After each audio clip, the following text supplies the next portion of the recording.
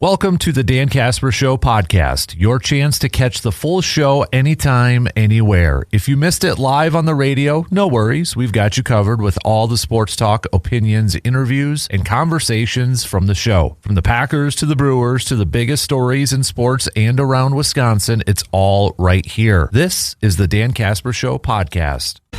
Hour 2 kicks off right now, quarter number 2 on this Thursday morning. Thanks for hanging out with us and making us a part of your start. Hopefully you're up and at it and you're getting your caffeine fix in. I'm going to have to go find some more coffee here in a little bit. Thursdays get a little... That one is Thursday, I would say, is the hardest one when the alarm goes off. Monday, I'm good. Tuesday, I'm okay.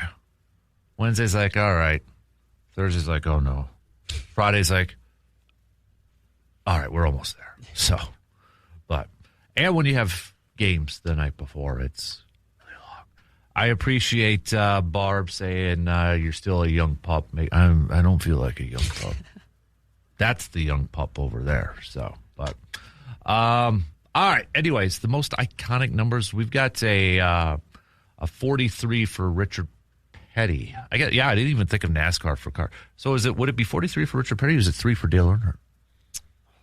I'm not a NASCAR fan. I have a Richard Petty autograph. I should probably donate that for something. But my dad was a NASCAR fan, and it was always 3. That's what I thought. Yeah. I thought it would be 3, but maybe it's different for I don't know. But better NASCAR fans can chime in. What's more iconic, 43 or 3?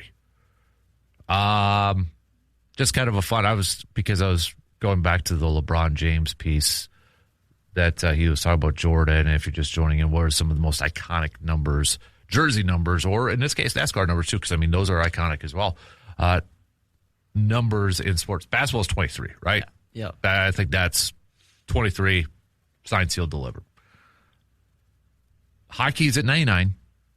I think so, yeah. Yeah, I think it's 99. You would know more a little bit about it.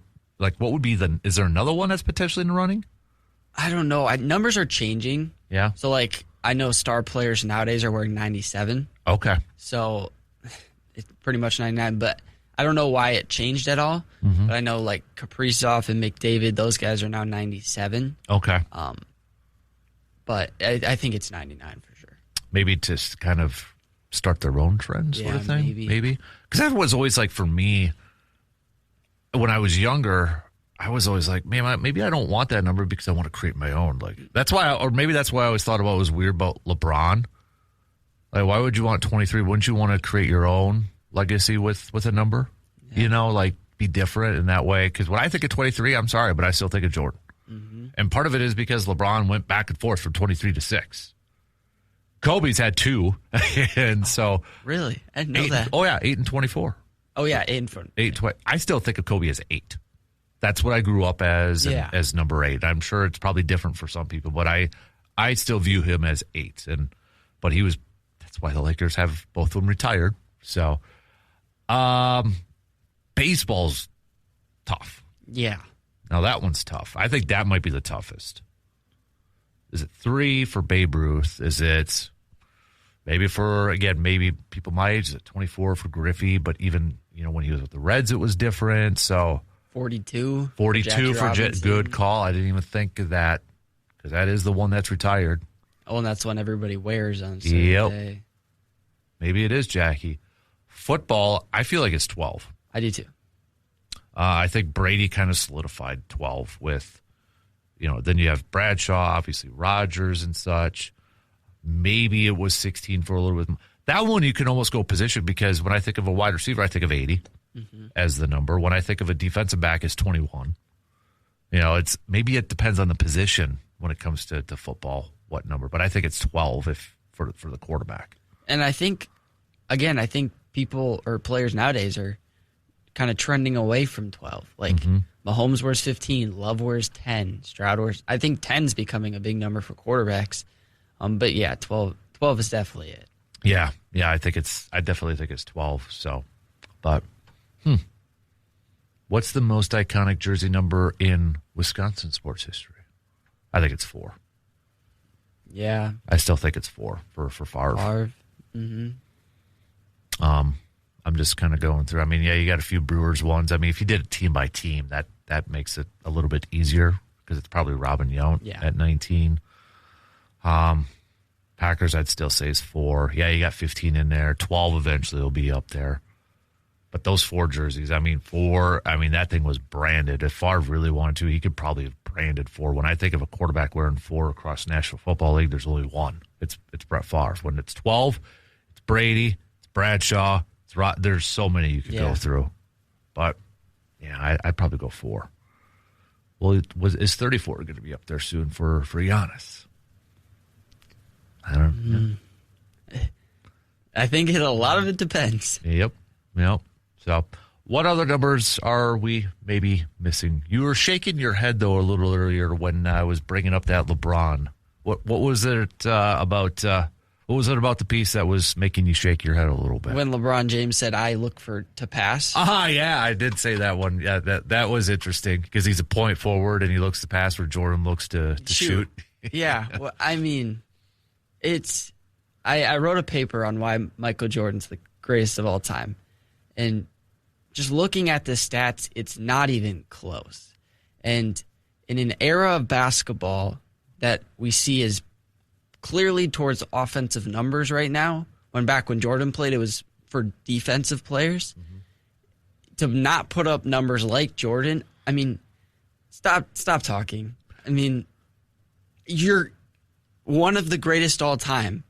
Stop trying to make yourself the greatest of all time. Michael Jordan never did that. Mm-hmm. You need to stop doing that.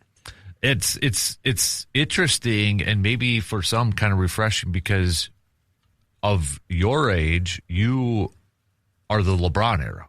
I think, with your age and you've only known LeBron James essentially. So to hear you say the GOAT is Jordan and to make the case that it's Jordan, I find kind of, again, interesting and refreshing at the same point in time. Was there something besides, I mean, was it like you're bringing up Jordan's things and the thing, that instantly stands out to me? Games played. How many 82s are on that thing? And I loved Jordan's mindset of that and the quote, which I'm sure you are well aware of, but he talked about, there may be that one kid that shows up that wants, paid a lot of money to come see me play. And that was kind of the mindset and such. And I want to just kind of maybe throw this out there too. And maybe for parents who have kids that are in basketball or play basketball, I did it as a kid. Everybody who played basketball did as a kid. You emulated somebody, right? You pretended you were somebody on the court, whether it was in your backyard or in the driveway. You pretended you were somebody, whether it was Jordan with the tongue wag or the turnaround jumper. My kid, who is going to be 9, never watched him play, but when he shoots up shots, he yells Kobe. Steph Curry has had the biggest influence, I think, right now because everybody wants to chuck up 35-footers. Again, when I was younger, if you were playing center, you probably wanted to be Shaq, even though you weren't going to be 7'1" and 300 pounds probably. I don't know if I've ever heard of a kid, and maybe and my kid is a LeBron fan, but I don't know if I've ever heard of a kid in coaching basketball thing trying to say they're emulating a guy like LeBron James. Now, I'm not saying that's a reason to say that he's not the GOAT, but it's just for a guy of his stature, and he is one of the best of all time. I don't know if I've ever heard of anybody saying, pretending, if you will, to be LeBron James. Because what is it about his game that maybe a youngster would emulate? You know what I'm trying to say? Yeah, I mean, all they're emulating right now is a celebration. Yeah. I mean, that's it. Yep. And it's none of his shots. And I think what I see in that comment is, I mean, LeBron James played with Kyrie Irving. He played with Dwayne Wade. He played with guys that could shoot the lights out.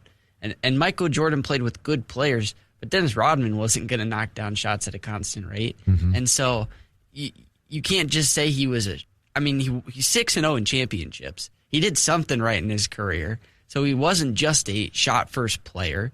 And like you said, he was 41 and he played 82 games. Yeah. LeBron James is 41 and he played 60.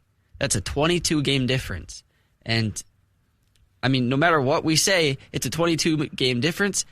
and the era in which they play in, LeBron James should be able to play 82 if he was as good as Jordan. So another thing is just going through all the videos for my paper. They asked Michael Jordan who's the GOAT, and he can't tell you. He mentions everybody else. Yep. If you go ask LeBron James who's the GOAT, he'll say himself.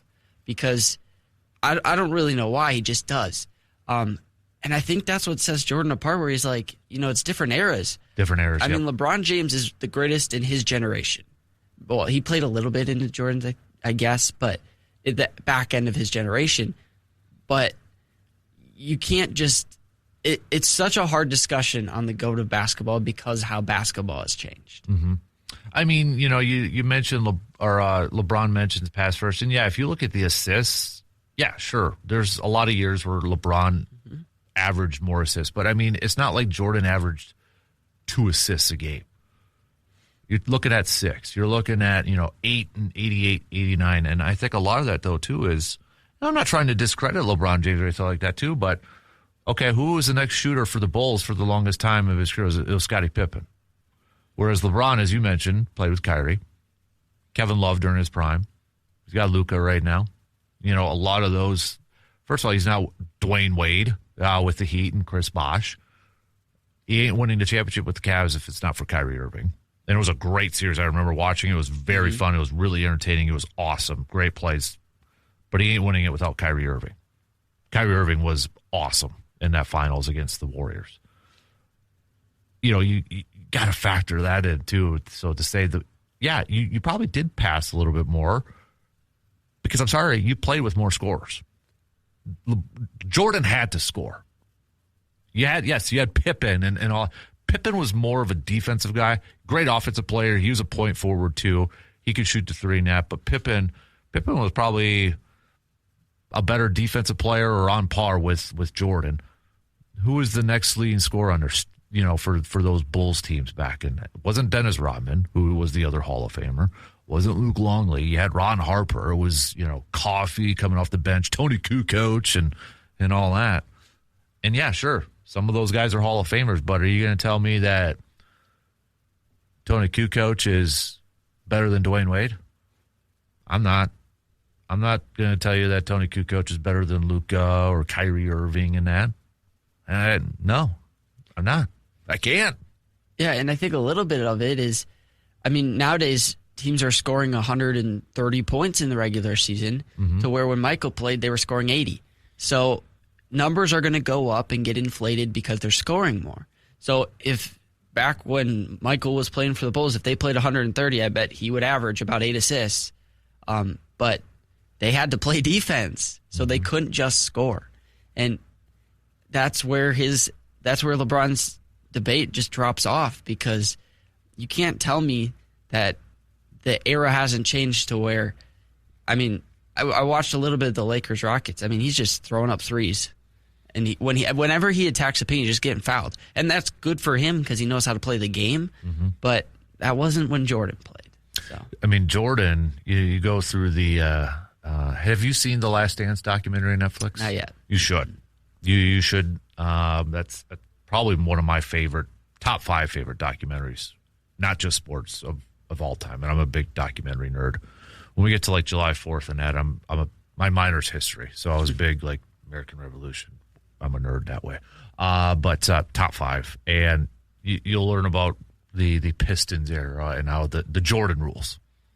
The Jordan rules it was very physical, and I'm sorry, LeBron bigger, he could probably handle that physical. I think LeBron could handle it just because of his size, but at the same time, I think LeBron would complain more about it though too, with the hard fouls. I think he could take it, but I don't think he'd be still playing, and I don't think he'd put up the numbers he does today. Well, I know he wouldn't, because they could tackle you in the paint. It wouldn't be a foul. So you got to look at it in eras.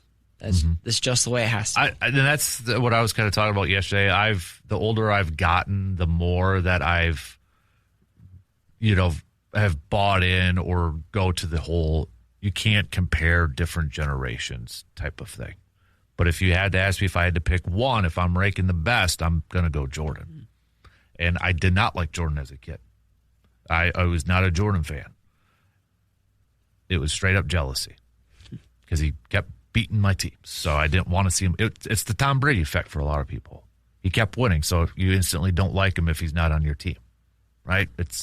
I'm kind of the same way with the Chiefs and Patrick Mahomes. It's like, all right, you won enough. It's not my team. Go away, sort of thing.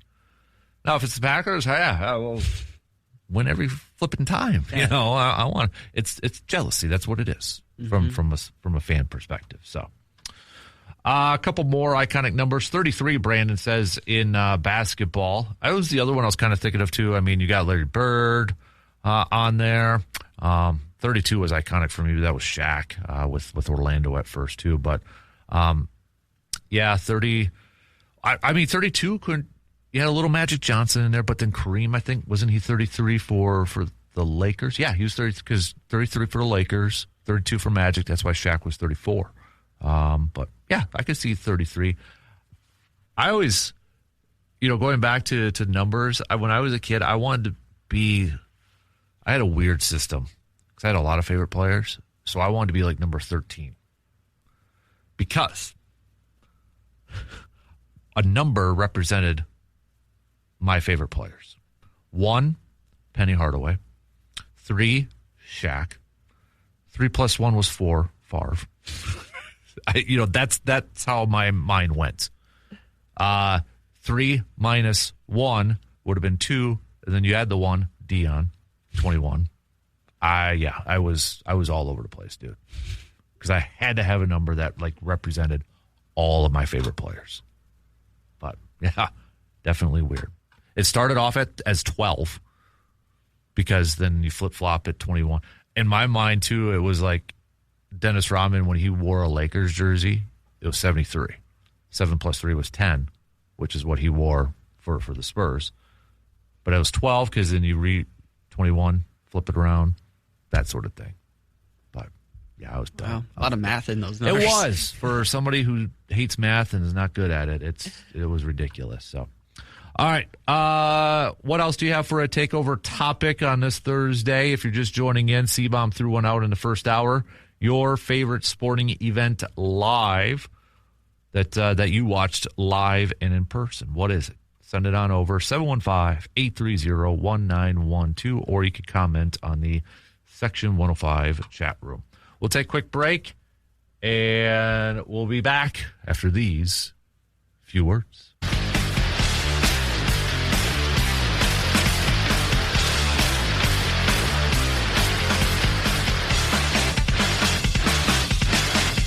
Today's the day for the Hy-Vee Springtime Party. Got a vendor fair going on featuring Superior Fresh Olson's Ice Cream, Red Apple, Burnett Dairy, Farmer Boy Creamery. A lot going on. 30 or more local items being sampled. So also we've got the Fresh Salmon Cutting event going on at Hy-Vee today from 4 to 7 p.m. from Fresh Salmon in Hickston, Wisconsin. So it's the Hy-Vee Springtime Party going on today, going on tonight. So if you want a chance to sample and try a bunch of different local samples from many local vendors, head on over to Hy-Vee in Eau Claire. When we were talking a little bit about what do kids learn from LeBron and such, our one of our listeners, Hetch, had said falling down and crying. So I'll buy that. Heck yeah, I would buy that. The one player that I think, and I think more people are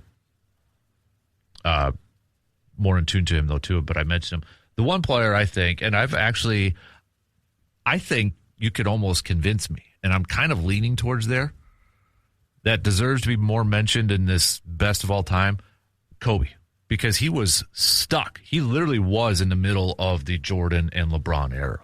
He played against Jordan at the back end, and then obviously with LeBron.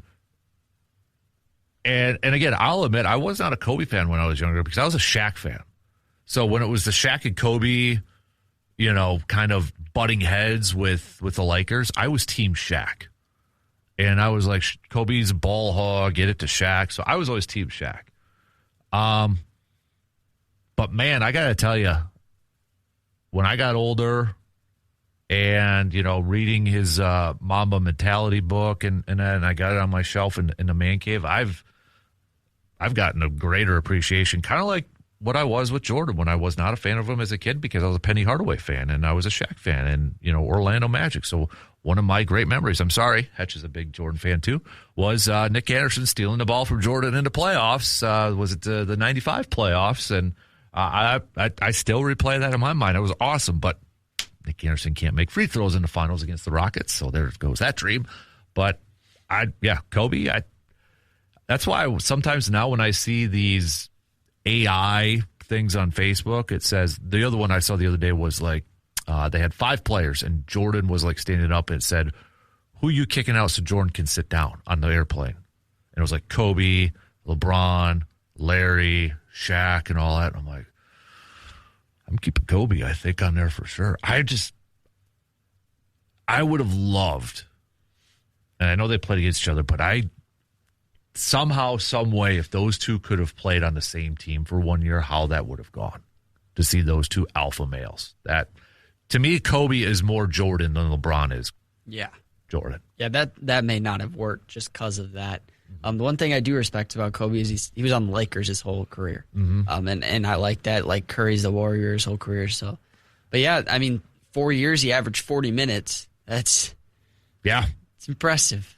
And I know there was the rumblings. There's those stories. I remember watching on ESPN. It was before social media. He might have been traded to Chicago. There was talk about the Clippers, but he ended up staying. And it was during some times too where the Lakers were not good.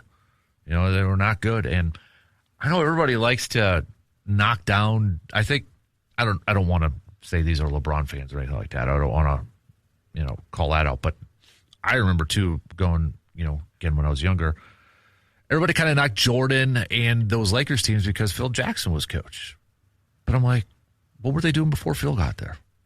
And I think for a lot of the personalities, too, that you have to manage, that's what makes Phil Jackson even more impressive and a better coach. Not many coaches, could probably handle the egos and the mentalities and the alpha males of a Jordan, Pippen, and Dennis Rodman, and then go to the Lakers with Shaq and Kobe and handle that, and then come back to the Lakers with Kobe at the back end of his career, kind of, sort of, Paul Gasol in that. That to me is really impressive. And I think people just like, oh, you had great players.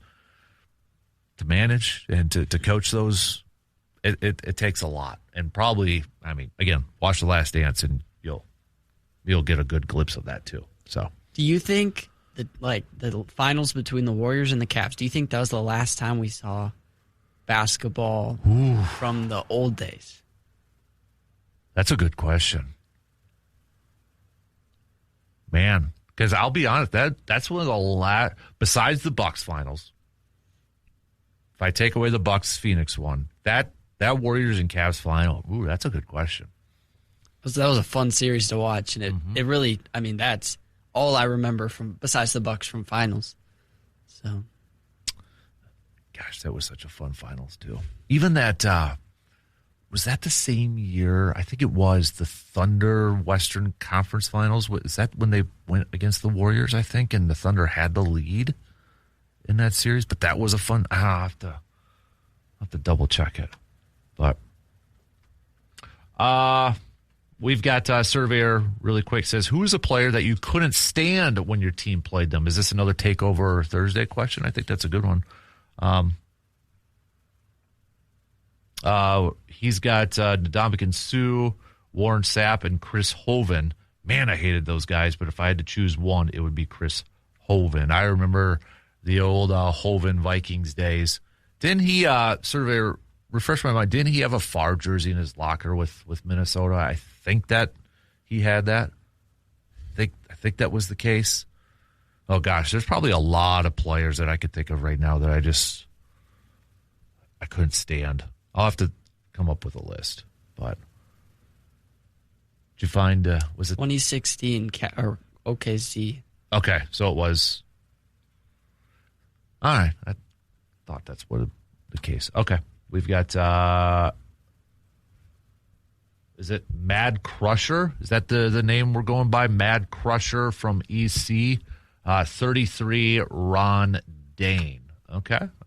Going to the iconic jersey numbers or iconic numbers in sports history. So, tell you what, we got to take a quick break because we're getting off on tangents, but that's what Thursdays are about, having these kind of fun conversations. So, Surveyor's got another Takeover Thursday question. Who are the players that maybe your favorite team went up against that you just could not stand?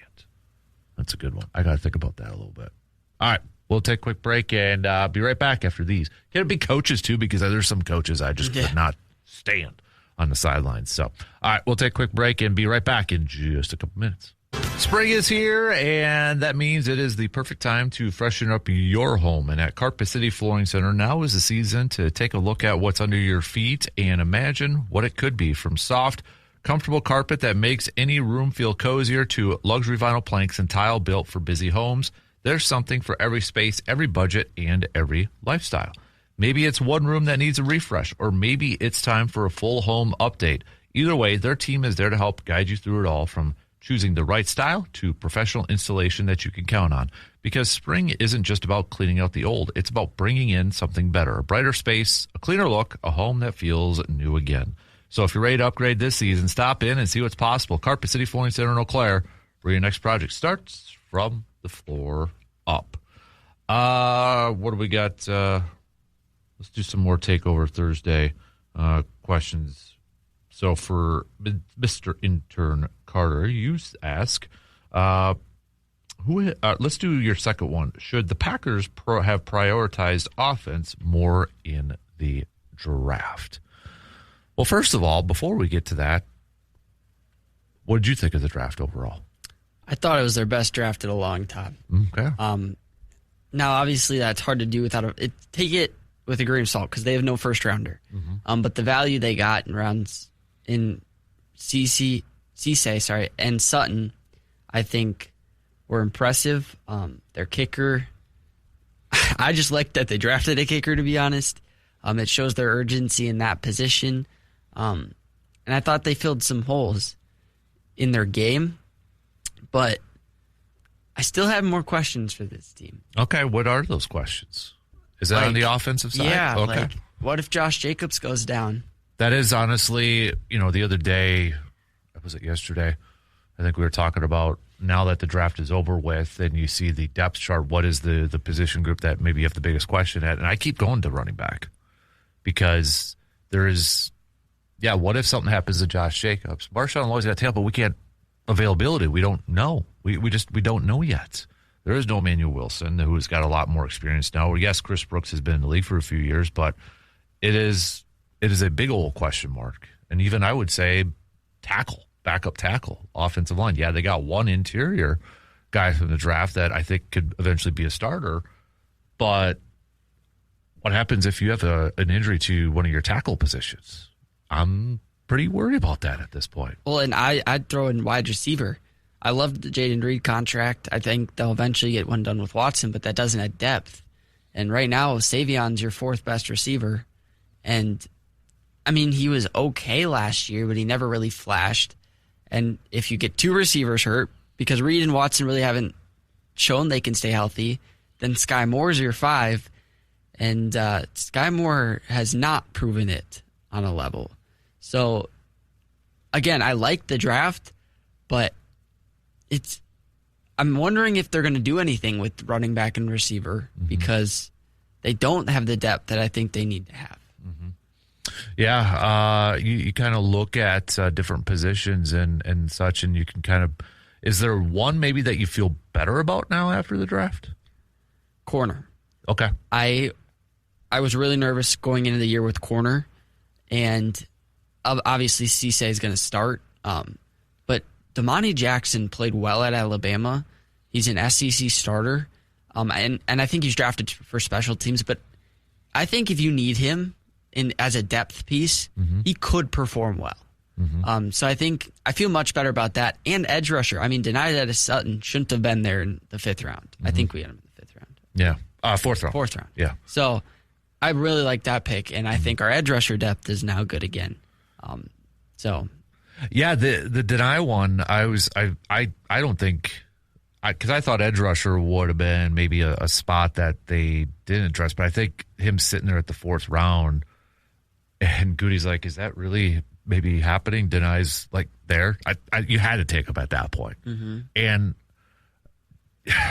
I don't know if that would affect it because time's running out and Lucas Van Ness 5th-year option. Tomorrow's the deadline. And still we have not heard. Did that pick almost maybe kind of pump the brakes on it a little bit? I don't know. Yeah. They drafted Colin Oliver last year and Baron Sorrell, so we'll see. We'll see, but and it's kind of how the draft falls. I think. I mean, the guy that they were saying the Packers could get in the 7th round, Kalen Black, went in the 4th, the running back out of Indiana. So it's kind of how the draft fell. Wide receivers went early in the 2nd round. There was a run on them. So I don't think we should have drafted one. Well, maybe in the 7th round, but you traded for a kicker. So I just think whether through free agency or a trade, I think you have to add a running back. And I think they'll be set at receiver. I don't see them moving at any moves at any receiver, but I do think they still need to add a running back. Mm-hmm. Yeah.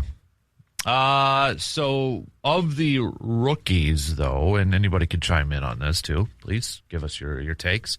Of the rookies, who do you think is got to be the one that has to have the biggest impact this year? I think it's Cisse. Yeah. He's going to be your number 1 corner. You think number 1 or maybe Keyshawn opens up with that just by default. Yeah. Sort of thing. True. So I think, but he's got a shot. I mean, he's going to get a shot to be the number 2 at least when camp opens. And I think he's got a really good shot to get that job. Yeah. Because it's Carrington Valentine or say Juice. Exactly. Right now. Yeah. And if we don't have to see Carrington starting, that would be ideal for sure. I think the biggest thing that they did with these corners, and just at least in my opinion, is compared to last year, they got a couple corners that are a little bit more physical, a little bit more athletic. Keyshawn's athletic as such, but I think, how many, we're probably like having flashbacks of how many missed tackles Carrington had, especially like on wide receiver screens, and he just completely whiffed on them. I think with these 2 corners, they're bringing a little bit more physicality to it. Mm-hmm. I think that just in my opinion, but yeah, I would agree. I think it's, and I know a lot of people are like, well, it's got to be the first pick of whatever one, 1st round, 2nd round. And yeah, okay, I get to that point, but I think Cisse, just considering the big need that we had and him coming in there, he's got to be the guy. And I think the second player is Smack. Yeah, I would agree. So It's not just because he's high, it's just because we needed a corner and we got it. Mm-hmm. So yeah, I think Trey Smack is probably the rookie that may be early on the biggest contributor, because you don't trade up for a kicker without him like already being the leader in the clubhouse to be your opening day kicker. Mm-hmm. You especially for a team and Goody who wants as many picks possible to trade up and now end up with just 6 in a draft. You don't make that move without the thought that, okay, he's going to be our leader for kicker. And there's running backs in the 6th round or 7th round. Right. So he definitely wanted the kicker. So yeah. So I think, let's be honest, kickers make me nervous because we don't know how it's going to perform, right? And we've been down this the last few years ever since. It goes back to last week, your pick for most underrated Packers pick of all time with Mason Crosby. Just how important it is to have a long-term solution at kicker, and maybe Trace Mack can be that guy. Yeah, I read a stat. We have had 15 kickers since Mason Crosby. 15 You're kidding me. 15? That's a good trivia question. Can you name all 15 of them? I don't think I can. I don't even know if I can get to 10. 15 kickers since Mason? Holy moly. I think that's all kickers, so plus practice squad, but still. Yeah. Wow. I mean, there's Narvison, there's Anders, there's McManus. The dude that I just blanking that filled in a little bit last year. Haversick, thank you. And then the guy that they had in from Minnesota, Carlson's brother. Joseph, Greg Joseph. Thank you. Yeah. Oh man. Now we're going down that list, and it's like, okay, maybe we can get up to 15. Wow. That's insane to think about that. All right, we got to take a final break here, and then we're going to be at halftime. So, a couple of if you have any more Takeover Thursday questions, you got a topic that you want to throw out, even if it's kind of a nostalgia topic. Surveyor threw one out there: the player that you couldn't stand when your team played them. I could think of some college basketball players, the Aaron Crafts of the world, or name any Duke from the early 2000s or 90s. But if you got a player that you just, I'm going to add coaches to it too, because for the longest time I was like Jim Schwartz when he was at the Lions I couldn't stand. Harbaugh when he was at the 49ers I couldn't stand either. Just, I don't know why. Just Tony La Russa with the Cardinals. No. But got one of those. And then C-Bomb in the first hour said best, or your favorite, I should say, favorite sporting event that you have attended live in person. Make your picks. And if you have any other suggestions for a Takeover Thursday topic, send them on over. We would love to hear it. Let's take a quick break, and we'll be back in just a couple minutes to wrap up the second hour.